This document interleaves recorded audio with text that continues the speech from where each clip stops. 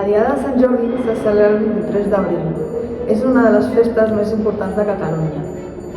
La llegenda diu que Sant Jordi va matar el drac per salvar la princesa i de la seva sang va créixer una dona, que se la va regalar a la princesa, i per això aquesta festa representa l'amor. També es celebra el Dia del Llibre, que coincideix amb la mort de Shakespeare i de Cervantes.